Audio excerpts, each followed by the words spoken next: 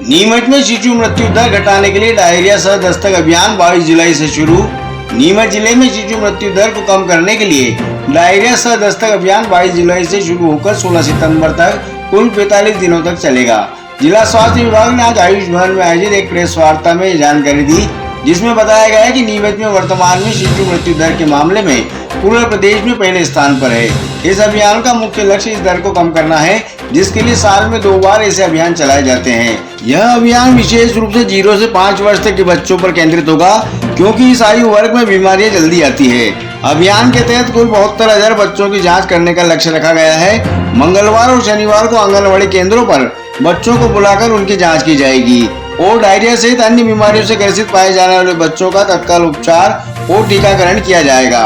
इसके अतिरिक्त परिवार और गर्भवती महिलाओं को प्रोटीन की कमी से बच्चों में होने वाली बीमारियों के प्रति जागरूक किया जाएगा। यदि कोई बच्चा अधिक कमजोर या बीमार पाया जाता है तो उसे जिला चिकित्सालय में भर्ती कर आगे का उपचार प्रदान किया जाएगा। ये दस्तक अभियान हमारा 22 जुलाई से 16 सितंबर तक आयोजित किया जाएगा। इसके अंतर्गत हम 0 से 5 साल तक के बच्चों को आंगनवाड़ी केंद्र के अंदर सेवाएं उपलब्ध कराएंगे, जिसके अंतर्गत हम विटामिन ए का अनुपूरण करेंगे,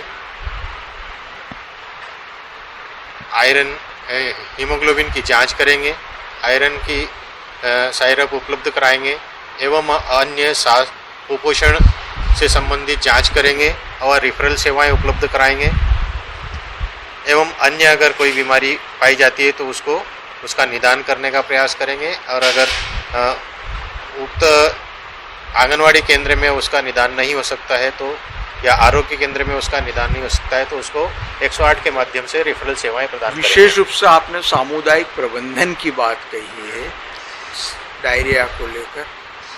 डायरिया को लेकर सामुदायिक प्रबंधन के अंतर्गत हम जो है ORS का पैकेट प्रत्येक बच्चे को घर घर उपलब्ध कराएंगे। 2 पैकेट प्रत्येक बच्चे के हिसाब से उपलब्ध कराएंगे। उसके साथ ही जिंक की 14 गोली उपलब्ध कराएंगे।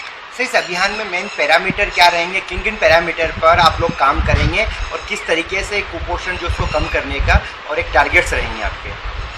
कुपोषण दूर करने के लिए हम लोग जो है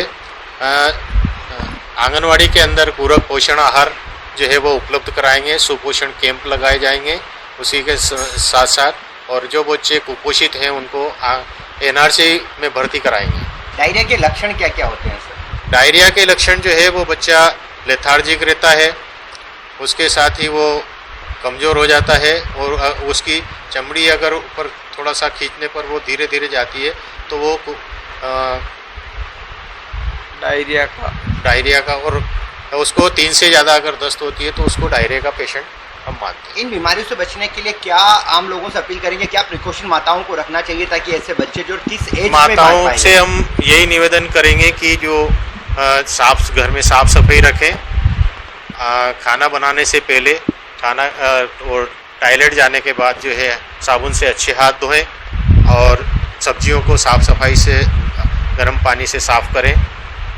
वर्तमान में अभी कुपोषण की क्या स्थिति, जिले की क्या हालत है सर? अब इस प्रश्न का जवाब अभियान में हम 0 से 5 साल तक के सभी बच्चों की जांच करेंगे, हाइट वेट के हिसाब से जांच करेंगे और जो MUSE टैब में 11.5 से कम आता है उसको पोषण परामर्श के माध्यम से जो है प्रयास करेंगे और जो बच्चा कमज़ोर है उसको NRC में भर्ती कराएंगे।